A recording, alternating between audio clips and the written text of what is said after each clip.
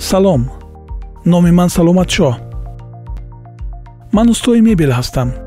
ман 2 сол боз дар сехи мебел кор мекунам.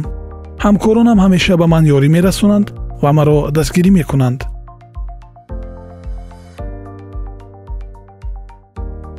ман мехостам касби устои мебелсозро аз худ кунам, вале тарҷумон набуд.